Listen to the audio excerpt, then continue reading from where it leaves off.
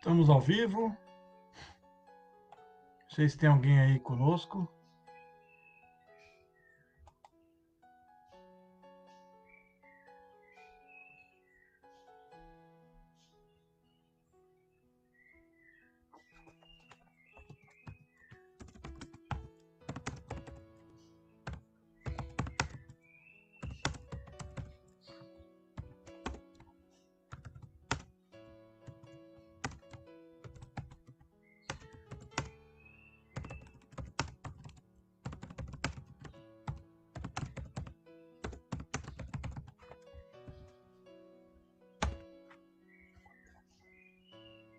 Boa noite, Edna. Creio que o André também está com você, ok? É um prazer poder iniciar a nossa aula dessa maneira, iniciando ao vivo, né? Ao vivo. Vamos fazer essa experiência, vamos ver se funciona bem. Eu creio que nem todo mundo consegue acessar ao vivo as nossas aulas, né? Porque nem todo mundo da igreja tem o Facebook, mas essa aula ficará gravada e posteriormente poderemos divulgá-la aí no YouTube, ok? Divulgar aí no YouTube para que todos possam assim estar assistindo, tá? Vamos fazer uma oração em primeiro lugar ao nosso Deus, pedindo a sua sabedoria, a sua direção, pedindo que ele possa falar aos nossos corações, que ele possa direcionar nosso estudo, a nossa escola bíblica dominical, que realmente é um fator muito importante, né, para o crescimento da igreja, principalmente que nós estamos estudando esse tema fundamental, ok?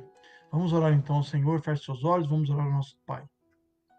Ó Deus, obrigado, Pai, por esse momento, por esse dia que o Senhor nos concede. Obrigado, Deus, por essa escola bíblica dominical, que é um instrumento importante para o crescimento da tua igreja, Pai. Usa, Pai, essa ferramenta para que mais pessoas possam crescer, aprender e se fortalecer no Senhor. Capacita-nos, ó Pai, que teu Espírito Santo possa ser o instrumento que venha moldar o nosso coração, a nossa mente, para que possamos aprender mais da tua palavra. Cuida de nós, Senhor Deus, cuida da tua igreja. Obrigado pelo culto pela manhã que nós tivemos, que foi realmente uma bênção. Que esse culto, ó Pai, continue sendo inspirativos e que sirva para o nosso crescimento espiritual. Fale conosco, em nome de Jesus. Amém. Amém. Muito bem, nós estamos estudando esse tema aqui, né? Todos aqui, eu creio que a maioria estão com a revista, que é 9 marcas de uma igreja saudável. É um tema fundamental, importante, que fala sobre o fortalecimento da igreja. E nós já alcançamos praticamente metade ou mais da metade do nosso material. Nós estamos na lição número 10, que corresponde à marca número 8, que é discipulado, tá? Discipulado. E vamos ver hoje um pouco da importância que é essa matéria tão fundamental na igreja, que muitas vezes muitas igrejas estão deixando de lado ou não estão dando a devida ênfase. Então, ou seja, vamos aprender um pouco mais hoje sobre o que é discipulado. O texto fundamental, o texto base da nossa lição, está em 2 Pedro 3, versículo 18. Depois eu vou ler também Mateus, capítulo 28, que é outro texto que fala sobre discipulado, tá? Diz assim, 2 Pedro 2, versículo 18, diz assim: Antes, crescei na graça e no conhecimento de nosso Senhor e Salvador Jesus Cristo. A ele seja a glória, tanto agora como no dia eterno. E eu vou ler também Mateus 28, 19, que é o texto também, outro texto que nós já vimos várias vezes nessas lições. Eu creio que é um texto fundamental nessas lições que nós estamos aprendendo, tá? Mateus 28, vou ler só um instantinho.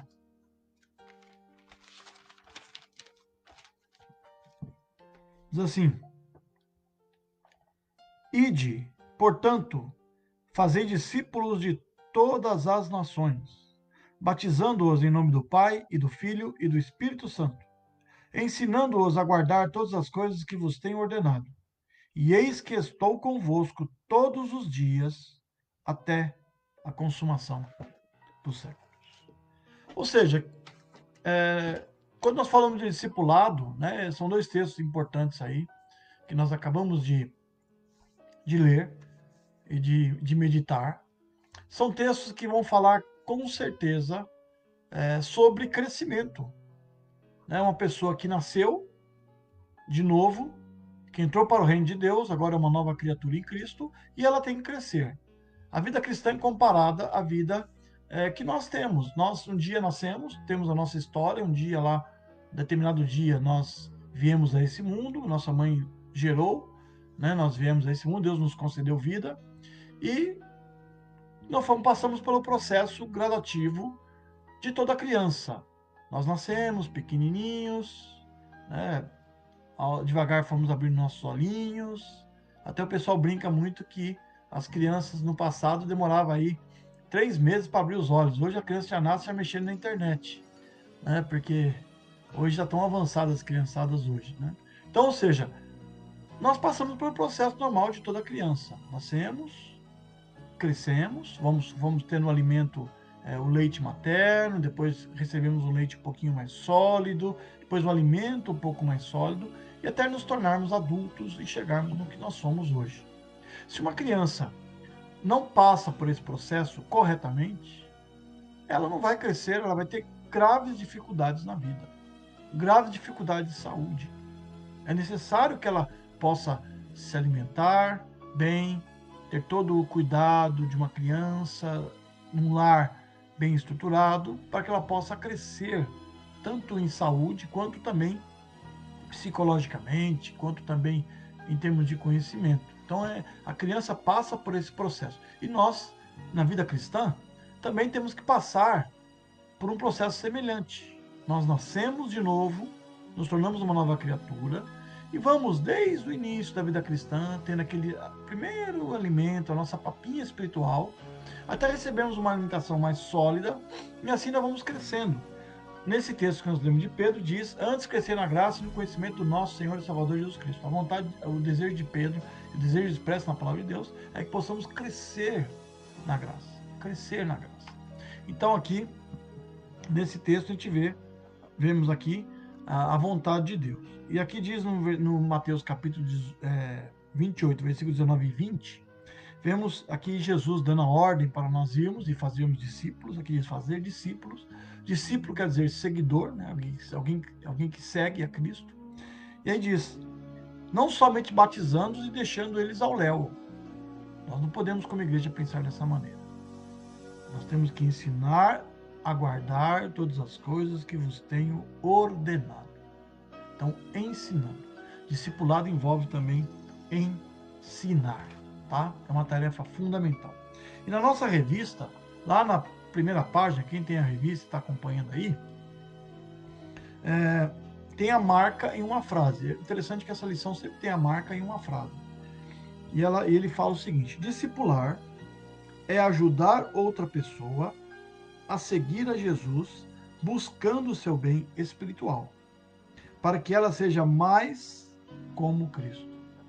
Olha só, é ensinar, ajudar outra pessoa a seguir a Jesus, buscando o seu crescimento espiritual, buscando o seu fortalecimento espiritual para que ela seja mais e mais como foi o Senhor e Salvador Jesus Cristo. Então, olha o desejo de Deus, né? O discipulado, então, é uma tarefa fundamental para que nós possamos ter uma igreja saudável. Vidas cristãs saudáveis, o resultado será igrejas saudáveis. Há um ditado que diz: famílias fortes, igrejas fortes. Então, ou seja, quanto mais nós crescemos espiritualmente, mais nós nos fortalecemos espiritualmente, mais a igreja será também fortalecida, né? Fortalecida no Senhor. Eu vou ler um pouco aqui a introdução, não sei quantos aqui estão com a revista, na página 67, vai falar aí um pouquinho também dessa importância, tá bom? Qual é mais importante? Quantidade ou qualidade? Olha que pergunta interessante, né? Você pode aí participar aí no nosso chat, no nosso link, né, da IBD, dizendo qual mais importante, quantidade ou qualidade? Qual o foco da igreja? Será que as igrejas hoje estão tendo o foco de crescer? Claro que nós temos que desejar crescer em quantidade. Mas qual é a preocupação que nós estamos tendo com qualidade? De fortalecimento dos crentes em Cristo. Então é uma pergunta interessante, né? Crescendo em números ou em maturidade cristã? Essa é uma falsa dicotomia, pois na Escritura os dois andam juntos. Quando Cristo entregou a grande comissão, ele disse: portanto, vão e façam discípulos de todas as nações. Ou seja, é interessante, né? É como o trilho do trem. Pensa você no trilho do trem. Todo mundo aqui sabe muito bem o que é um trilho de trem. Ele tem o quê? Dois trilhos paralelos que estão ligados, né? Por aqueles mourões que ficam no meio ali. Eu creio que chama mourão, não sei bem o nome certo daquela madeira que fica ali ao lado. Correto? Eles caminham juntos. Se um deles quebrar, o que acontece com o trem? Ele descarrilha. E grande vai ser a ruína. Né? Grande vai ser a ruína. Né? Então, ou seja, é fundamental os dois, tanto o crescimento quanto a qualidade. Nós não podemos apenas menosprezar o crescimento e esquecer da qualidade, mas ao mesmo tempo lembrar da qualidade e esquecer do crescimento. Muitas igrejas acabam não crescendo porque muitas vezes prioriza tanto a qualidade que esquece de alcançar almas. O nosso chamado é alcançar todas as pessoas. A Bíblia nos ensina que Cristo veio buscar e salvar o que se havia perdido. Está claro nas Escrituras. A vontade de Deus é que todos sejam salvos. João 3,16 diz: porque Deus amou o mundo de tal maneira que deu seu Filho unigênito para que todo aquele que nele crê não pereça, mas tenha o quê? A vida eterna. Para que todos sejam realmente salvos, né? Sejam alcançados pela graça e conhecimento de Deus. Então, ou seja, os dois são fundamentais, tá? Fundamentais. Agora, nós não podemos agir como tem acontecido hoje no meio evangélico. Apenas crescer e não se preocupar em qualidade. E muitas vezes, meus irmãos, eu conversando com outros obreiros também, nós vemos que muitas igrejas estão cheias de pessoas. E a dúvida é, será que essas pessoas tiveram uma experiência com Cristo? Será que elas vieram ali para aquele culto ou frequentam aquela igreja buscando algo para a sua vida? Né? Será que eles estão fazendo a operação abelha? Já conhece a operação abelha? A abelha está procurando que uma flor que lhe dê pólen. Então ela não dá certo aqui, ela vai para outra e assim vai. Qual tem sido o nosso papel? Então hoje eu vejo que tem crescido muito o número de evangélicos. Os evangélicos são aí mais do que 24%, diz que o número maior ainda. Mas será que todos que se dizem evangélicos tiveram uma experiência do novo nascimento? Ou simplesmente foram batizados?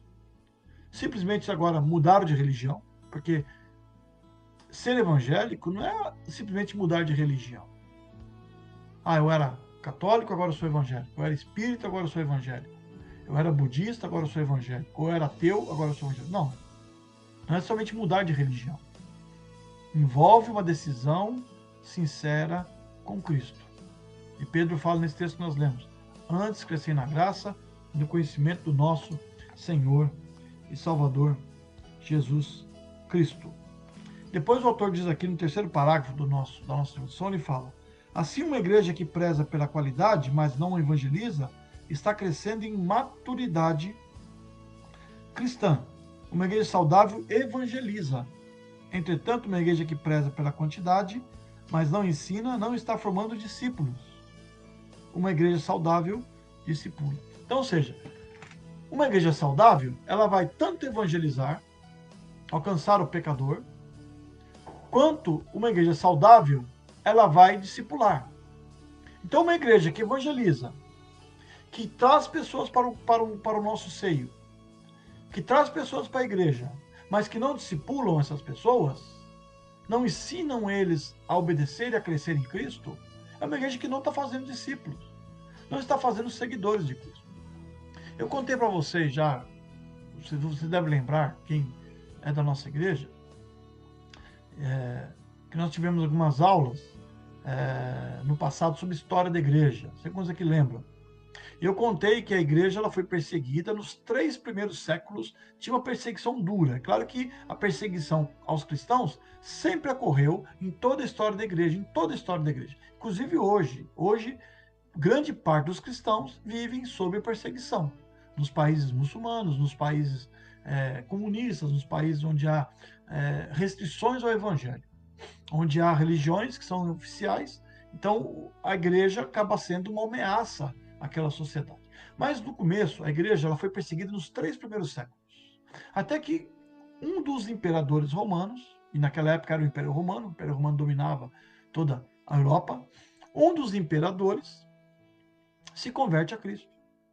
A sua mãe havia se convertido, depois ele se converte a Cristo. E quando ele se converte a Cristo, ele baixa um decreto, ele e outro imperador que sucedeu ele também, que deveriam cessar qualquer perseguição aos cristãos. Então, ou seja, a igreja deixou de ser perseguida. E a igreja passa a ser a religião oficial do império. Então, imagina só você, pessoas que eram pagãs, pessoas que adoravam a Diana, adoravam ao sol, à lua, adoravam aos mitos da Grécia, adoravam a diversos deuses pagãos, e tinham religiões com milhares de deuses, eram pessoas que automaticamente passaram a ser cristãs. E entraram para a igreja sem conversão nenhuma. Ou seja, a igreja se encheu de pessoas que não se tornaram discípulos.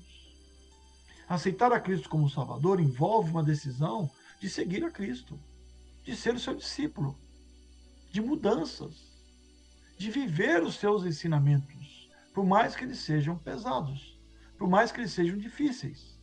Nós passamos agora realmente a obedecer os seus mandamentos, tá? Então, ou seja, uma igreja é necessário evangelizar, porque evangelizando nós alcançamos pessoas, e falar com clareza, chamando a pessoa ao arrependimento, chamando a pessoa a ter uma experiência com Cristo, mostrando que ela precisa de Jesus, que ela precisa de salvação. Né? Então, a evangelização tem esse foco. Né? Não é somente dizer Jesus te ama, mas mostrar para ele que ele é pecador e que precisa de Jesus, que sem Jesus ele vai para o inferno. Isso é evangelizar, mostrar que há uma separação entre o homem e Deus. Né? Então, nós temos que, assim, estar firme e forte. Né? Queria mandar um abraço para a Fati, tá, Fati? Prazer ter você conosco aqui na nossa aula, tá bom? Então, ou seja, e também fazer discípulos, né? Fortalecer aqueles que se converteram a Cristo para que eles sejam uma bênção diante de Deus e cresçam.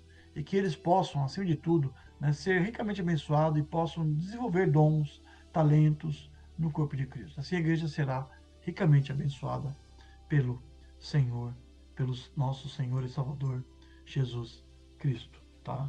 Então, uma igreja que deixa de evangelizar. Uma vez eu tive um pastor, pastor Cavalcante, talvez, eu creio que alguns irmãos do Parque conheceu, porque ele já foi pastor lá do Parque também. Ele foi pastor no Clarice e também passou um tempo também no Parque das Nações. Uma vez eu lembro que eu era jovem, eu lembro nas pregações dele, acho que foi na escola dominical, se não me engano, ele falando sobre missões, sobre evangelização, ele falou uma coisa importante. Uma igreja que não evangeliza é uma igreja que deixa de ser evangélica. Olha que fator importante. Uma igreja que não evangeliza é uma igreja que deixa de ser evangélica.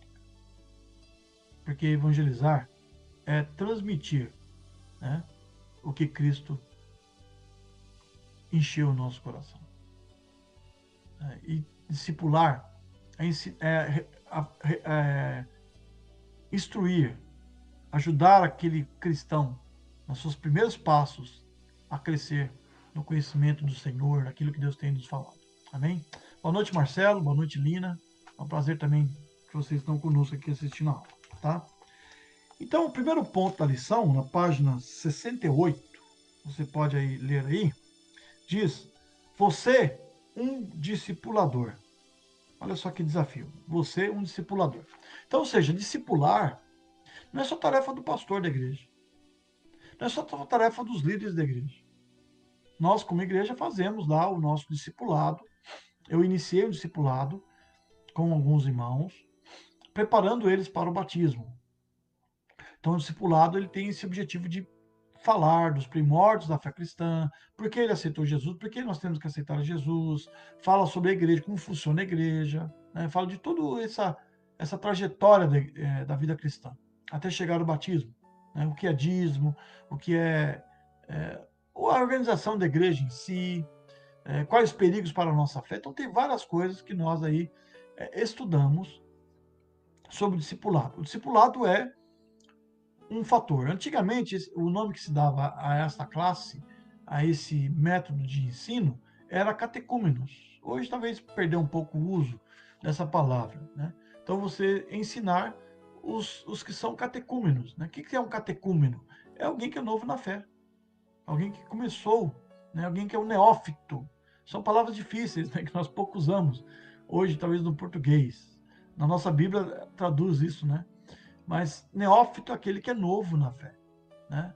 Então, ou seja, a tarefa de discipular não é somente do pastor da igreja. Cada crente tem que dar devida importância ao discipulado, ensinando as suas ovelhas a seguir a Jesus, tá?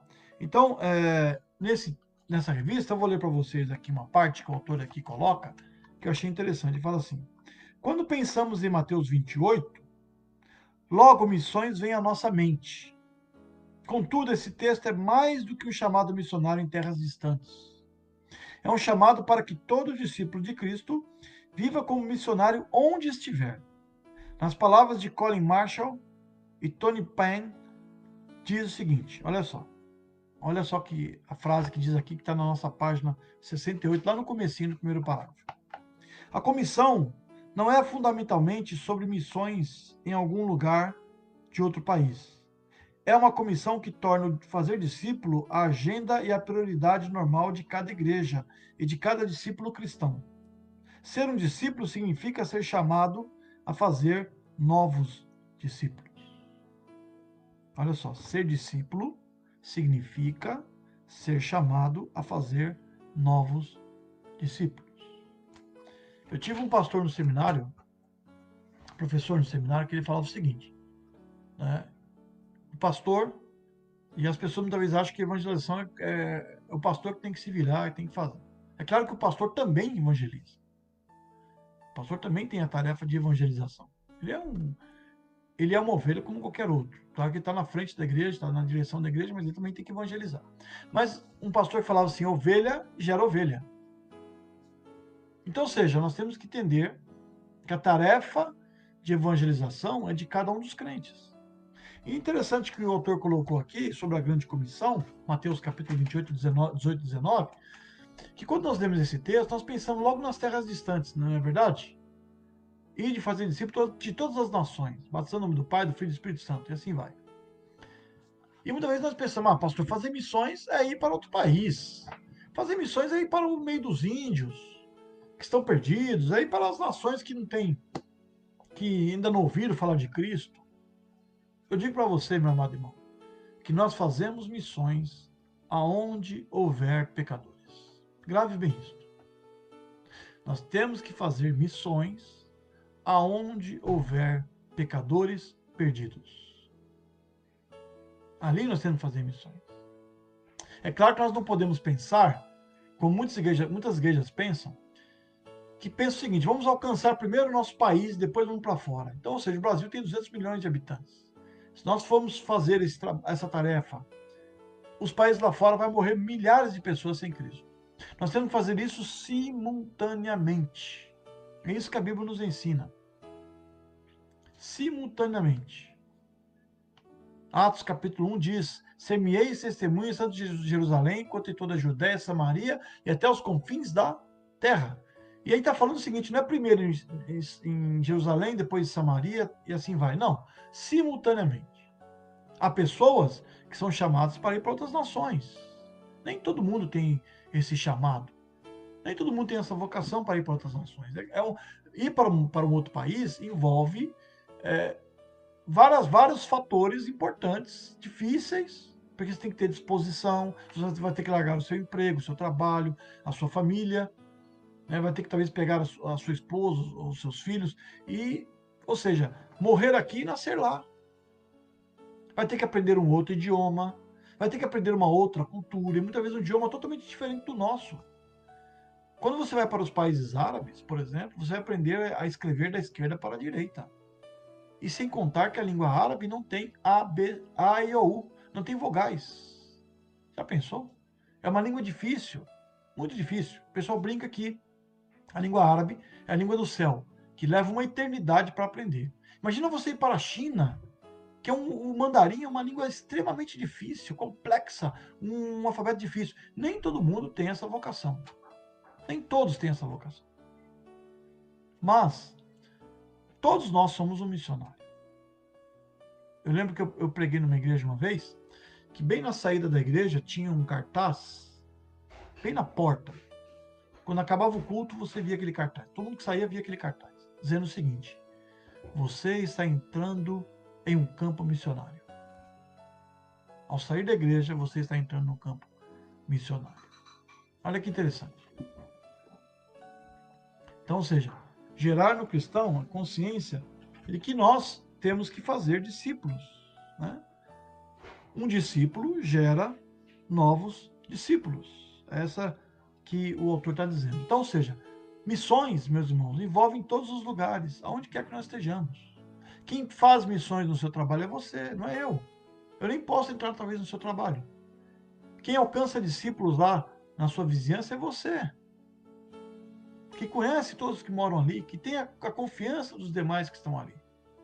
Então, nós temos que entender isso. Isso é um fator importante, tá? Depois, na nossa página, você vai ver aqui, ó, esse ciclo, tá vendo? Olha aqui. Tem um ciclo aqui, ó. Cristo ordenou aos seus discípulos fossem e fizessem discípulos, batizando e ensinando novos discípulos a guardarem tudo que Cristo ordenou. Então, ou seja, isso é um ciclo, tá? Cristo ordenou, vai e faça discípulos, e aqueles que foram alcançados também estarão fazendo discípulos, assim vai. A igreja participa de um ciclo. Então, eu fui alcançado, eu fui discipulado, e agora eu vou alcançar novas pessoas para o Senhor Jesus Cristo. Tem uma coisa importante que nós estamos deixando, que nós, como povo de Deus, estamos esquecendo e deixando de lado. É um termo muito comum, que tinha muito no passado. Eu me converti na década de 80, eu lembro muito disso aí. Quando alguém alcançava alguém para Cristo, a pessoa que era alcançada chamava aquela pessoa de meu pai na fé. Quem é seu pai na fé? Ah, foi o irmão tal.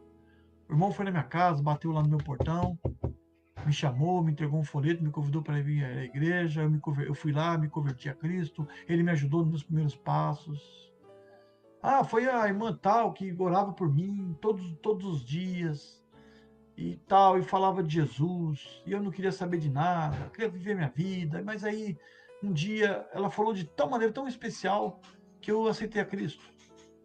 Ou você talvez veio para a igreja, entrou ali, conheceu aquela igreja, decidiu ficar ali, e alguém ali te ajudou, pegou nas suas mãos e te ajudou nos primeiros passos da vida cristã.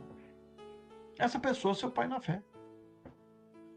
Então, um termo que nós estamos esquecendo disso. Uma prática que nós estamos deixando de lado. As pessoas estão vindo para a igreja e vão se adaptando com o passar do tempo. Vão crescendo com o passar do tempo. E muitas vezes não estão se firmando. E muitos acabam não se firmando. Nós temos hoje uma geração de crentes que carecem de maturidade espiritual.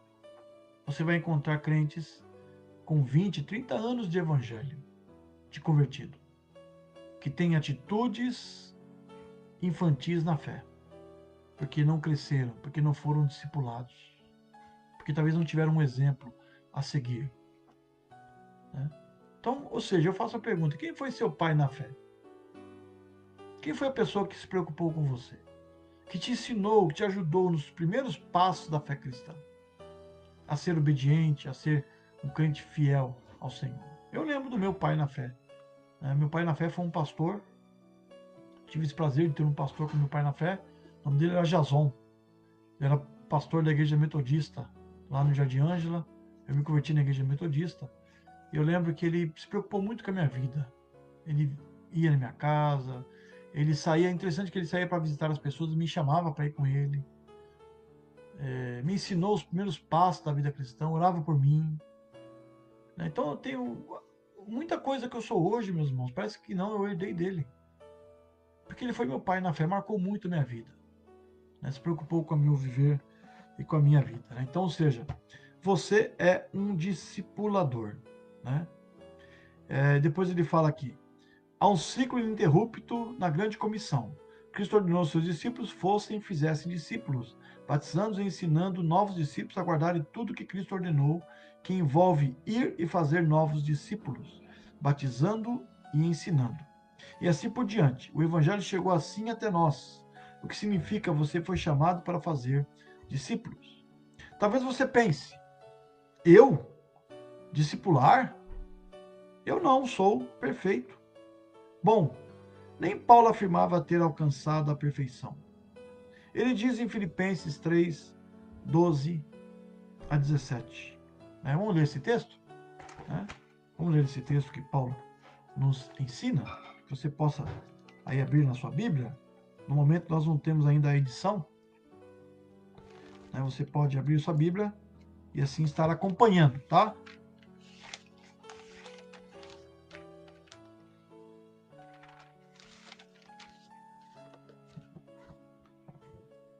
Diz assim: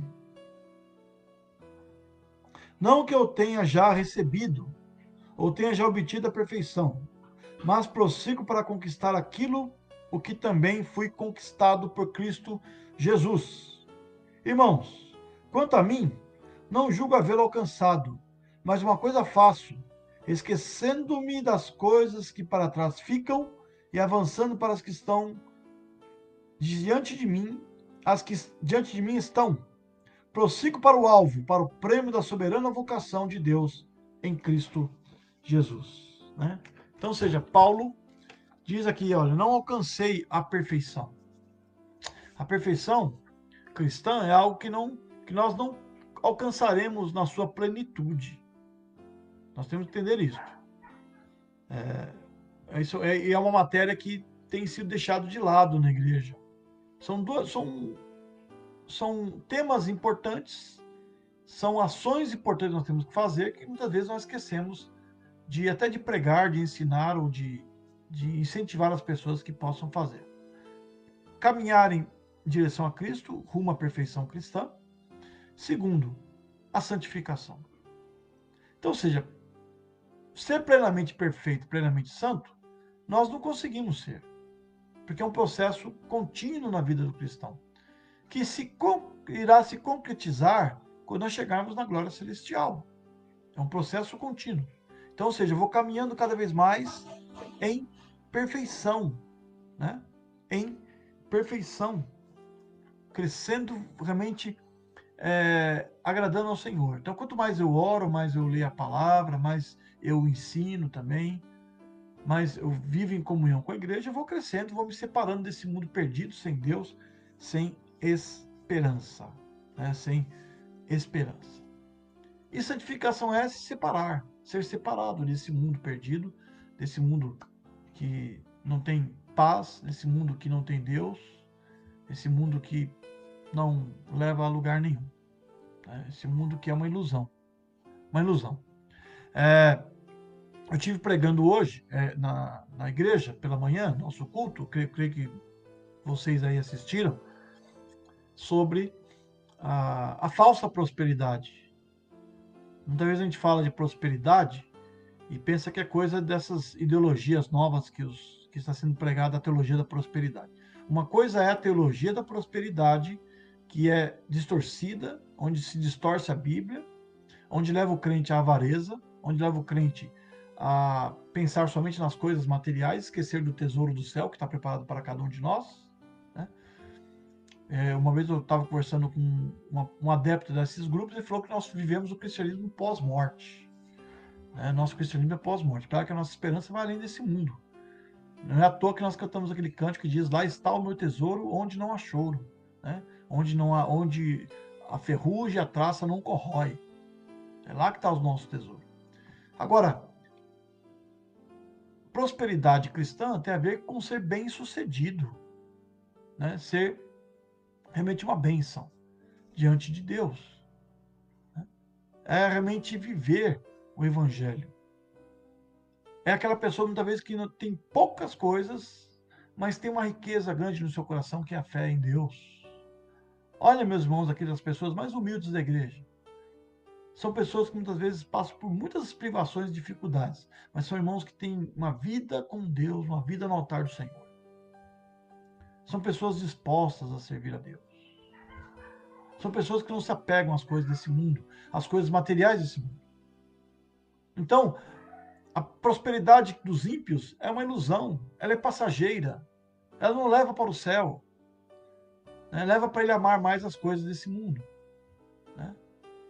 Eu tive um pastor uma vez que pregou, ele foi pastor na igreja de Vila das Mercês, ele era do Pará, ele contando a experiência de um senhor que era um fazendeiro muito rico, que pegava todo o seu dinheiro e guardava no guarda-roupa. E uma certa vez teve uma enchente, uma chuva muito forte, uma enchente que inundou tudo, e disse que ele morreu abraçado àquele guarda-roupa, porque lá estava a esperança dele. Mas a nossa esperança está além de todas as coisas. É isso que Paulo diz: prossigo para o alvo, esqueço-me das coisas que para trás ficam. Eu prossigo para Cristo, para agradar ao Senhor e fazer a sua vontade, né? E fazer discípulos. Esse foi o propósito de Paulo. Paulo deixou, ele era um perseguidor, foi alcançado por Cristo no caminho de Damasco. Ele perseguia a igreja e passou agora a ser o quê? Um discipulador. Alguém que fazia e alcançava discípulos para Cristo. Tanto dos judeus quanto dos gentios. Ele foi um apóstolo que trabalhou grandemente entre os gentios. Alcançou muitos gentios para Cristo. Porque ele tinha a visão, né, que ele foi chamado para alcançar essas pessoas para Cristo, né? Então, assim, nós temos que viver. 1 Coríntios 11, versículo 1. É outro texto que eu queria ler para vocês. Lá no Novo Testamento.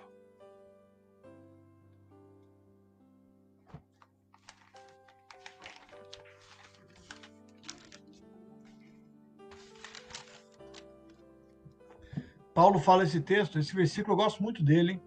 É um versículo desafiador. Desafiador.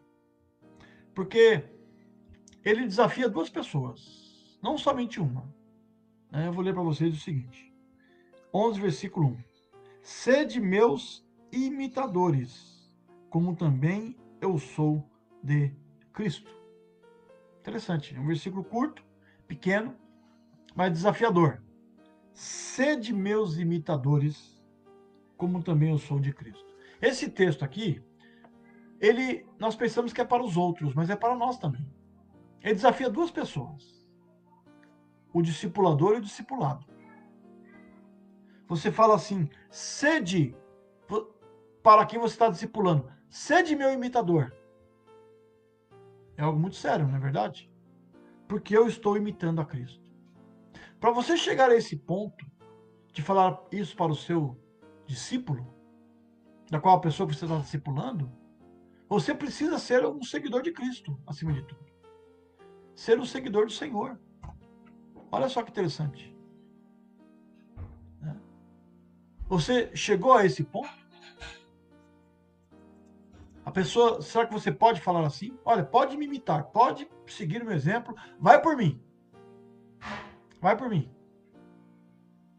Não vai falar como aquela pessoa, há um ditado que diz, né? Uma vez eu vi um amigo meu dizendo o seguinte, ele estava fazendo uma coisa errada, ele falou assim, olha, galo que acompanha pato morre afogado. Sabia disso? Ele falou assim, não vai por mim não. Porque galo que acompanha pato morre afogado. E é verdade. Porque se o galo for seguir o que o pato está fazendo, o pato vai entrar na água, o galo não tem o pé igual ao do pato, ele não sabe nadar, ele vai morrer afogado. Mas é muito sério o que Paulo está dizendo. Possa me imite, porque eu estou imitando a Cristo. Então que nós possamos, irmãos, levar muito a sério isso. A tarefa de discipular alguém é uma tarefa sublime, difícil e sublime. E Deus há de cobrar de nós essa tarefa. Nós não podemos deixar de praticar, porque envolve não só levar a pessoa a ser obediente, mas também eu ser obediente a Cristo. Não só levar a pessoa a santificar a Cristo, mas eu me santificar cada vez mais. Não só motivar aquela pessoa a buscar a perfeição cristã, mas eu também crescer na perfeição cristã. E é um processo contínuo em nossa vida, que vai levar toda a nossa vida. Amém? Aí no último parágrafo da página 68, o autor vai falar o seguinte: talvez você pense, minha vida não é exemplar. Bom, se você está vivendo uma vida de pecado, sem arrependimento, então você precisa urgentemente buscar ajuda de um irmão mais maduro. Precisa ser discipulado. Não buscar ajuda pode colocar a sua vida espiritual em risco. Olha só, né? Então você fala, olha, pastor, você desculpa, mas minha vida não está legal, não sou um exemplo. Então tem que buscar ser esse exemplo. Então procure um irmão que você confie, que você tenha intimidade, né? Peça para ele orar por você, ler a palavra de Deus com você. Isso não é mal para ninguém, meus irmãos. Para ninguém. Até mesmo a mim como pastor, fique à vontade. Né? Quer conversar, quer, sabe, trocar experiência, pastor, me ajude, eu estou passando dificuldade nessa área. Eu preciso realmente ser lapidado nessa área. Vamos juntos orar. Todos nós somos pecadores, todos nós temos falhas. Com certeza, a começar por mim. Todos nós temos falhas. E assim nós vamos aprendendo. E vamos crescendo. E saiba de uma coisa, quanto mais nós praticamos isto, mais o diabo fica furioso. Porque nós estamos indo avante, levando o evangelho de Cristo. Vamos ver Hebreus 3, 12 a 14, é o texto que o autor menciona aí na revista.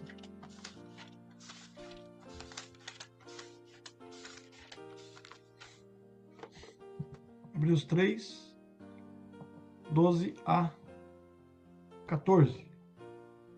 Porque nos temos tornado participantes de Cristo, se de fato guardamos firme até o fim a confiança que desde o princípio tivemos. Perdão, versículo 12 em diante, estou lendo do 14 em diante. Tende cuidado, irmãos, jamais aconteça haver em qualquer de vós perverso coração de incredulidade, que vos afaste do Deus vivo. Pelo contrário, exortai-vos mutuamente cada dia, durante o tempo que se chama hoje, a fim de que nenhum de vós seja endurecido pelo engano do pecado, porque nos temos tornado participantes de Cristo, se de fato guardamos firme até o fim a confiança que desde o princípio tivemos. Olha só que o autor aos Hebreus aqui coloca para cada um de nós, né? Tende cuidado, irmãos. A Bíblia nos alerta dos perigos que rondam a nossa fé. Jamais aconteça haver em qualquer de vós perverso de coração de incredulidade que vos afaste do Deus vivo. O diabo tem semeado isso. O diabo tem colocado e armado as suas ciladas para que possamos falhar em nossa caminhada, né? Para que possamos, assim, errar o alvo, o objetivo da vida cristã. Ele tem desanimado crentes, ele tem feito com que igrejas percam a paixão pelas almas perdidas, seja aqui no Brasil, seja fora do país. Ele tem feito crentes não estar lendo a palavra de Deus, não amando a palavra de Deus. Então, ou seja, há muitos riscos e que nós possamos assim agir. Aqui diz: exortai-vos mutuamente cada dia durante o tempo que se chama hoje. Ou seja, é algo urgente, é algo necessário. Que nós possamos nos exortar uns aos outros. Exortar, meus irmãos, não é chamar atenção, mas é alertar, é ensinar, corrigir se for necessário, claro, mas ajudar aquela pessoa a prestar atenção na vida como está levando e assim caminhar para agradar ao Senhor de todo o seu coração, né? Aqui diz depois no versículo 14, nos tornamos participantes de Cristo. É dizer o que Paulo diz lá em Gálatas, né? Logo não sou eu quem vive, mas é Cristo que vive em mim. Então, ou seja, que nós possamos viver assim, tá? E depois, lá no finalzinho desse primeiro tópico, né? Nós vamos estudar hoje só esse primeiro tópico. Semana que vem a gente vai falar o que é discipular, tá? E as implicações para a vida da igreja. Tá? Quais são as implicações para a vida da igreja? Então, o Mark Dever, né, que é o pastor que escreveu, que editou esse material, que é um pastor, como eu falei para vocês, da Igreja Batista lá em Capitol Hill, nos Estados Unidos, uma igreja forte, onde tem muitas pessoas, tem alcançado muitas pessoas para Cristo.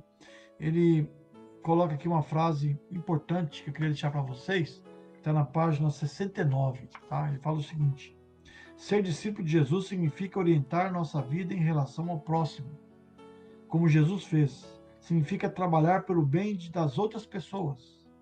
Esse amor ao próximo é o ponto crucial do fazer discípulos. Focamos-nos em servir as pessoas por causa de Cristo. Assim como Jesus veio ao mundo, não para ser servido, mas para servir e dar a sua vida em resgate de muitos. Olha só, Jesus Cristo veio para servir e não para ser servido, né? Ou seja, orientar nossa vida em relação ao próximo, né? Esse amor ao próximo. Nós estamos vivendo uns dias difíceis agora, que é com essa pandemia, na qual nós não podemos nos reunir como igreja como reunimos no passado. Estamos vivendo uma nova era, né? O que é chamado por muitos especialistas de novo normal, né? Que é algo muito estranho. Nós não podemos ir para os cultos, nem todos podem ir, alguns talvez podem e têm receio, ou seja, estamos vivendo uma vida difícil. Então, a vida cristã está ficando muito no particular. Nós podemos viver assim? Em Cristo podemos, claro, infelizmente estamos vivendo assim. Nós passamos mais tempo longe, né? Talvez nos reunimos uma vez por semana só, basicamente agora online. Estou fazendo essa aula aqui em tempo real para que todos possam estar interagindo, né? Por mais que eu estou aqui dando aula diante de um computador, mas eu sinto, né, que vocês estão presentes, vocês estão aí participando também da aula. Mas temos que tomar cuidado, porque Cristo nos chamou para viver em comunidade. Então, meu irmão, que você possa exercitar isto. Nós não podemos ir na casa do irmão, mas mande um recado via WhatsApp, manda um recado via Facebook. Ligue para ele, converse, incentive, verifique se ele está firme e forte com Jesus. Ou talvez tente marcar uma conversa em outros canais sociais que nós temos. Hoje nós temos inúmeras ferramentas, você consegue um entrar em contato com o outro. Temos Facebook, Instagram, temos o YouTube, temos diversas ferramentas a qual nós podemos usar. Então que você possa assim entender, né, que nós estamos aqui para servir, não para ser servido. Estamos aqui para alcançar pessoas para Cristo, né, para levar cada um a Cristo, tá bom? E depois nós vemos aí para você discutir, e peço que você possa discutir, né, entre a sua família, entre vocês, dizendo o seguinte: alguém já o ajudou a crescer na fé? Você lembra de alguém que te ajudou, que foi seu pai na fé? Alguém que segurou em suas mãos, te ajudou em momentos difíceis na vida cristã? Você já discipulou alguém? Você já alcançou alguém para Cristo? Você já alcançou uma alma para Cristo? É uma pergunta interessante. Você já trouxe a ele, né, e levou a pessoa a Cristo? Então a gente pensa, olha, é difícil alcançar alguém para Cristo. É claro que é uma tarefa difícil, não é fácil não. Pastor, eu não sei pregar, eu não sou pregador, nato. Cuidado. Você pode falar da sua experiência pessoal. Você pode falar daquilo que Deus fez na sua vida. Então que você possa, meu irmão, valorizar isso, né? Que você é um missionário, que Deus te chamou para ser, né, um grande exemplo, né, uma grande bênção, alcançando pessoas para Cristo. Nós estudamos já o ponto sobre evangelização, né? Então que você possa, assim, se preocupar em fazer discípulos, né? Você saiba disso, você é um discipulador. Que Deus te abençoe, que Deus fortaleça a sua vida, Que Deus fortaleça seus passos, que Deus possa fortalecer a nossa igreja, que possamos assim estar firme e forte, obedecendo e lendo esses textos, e que você possa, meu irmão, ler esse material, muito bom esse material, tá? Que fala sobre a igreja, para que possamos ter uma igreja saudável. Essa é a vontade de Deus para a nossa vida. Uma igreja saudável, uma igreja que vive o reino do Senhor. Que Deus te abençoe. Amém? Continue firme com Deus. Nós nos vemos na próxima aula. Nós nos vemos aí na semana, teremos nosso culto. Lembre-se que o nosso culto de oração será na terça-feira às 19 horas, tá bom?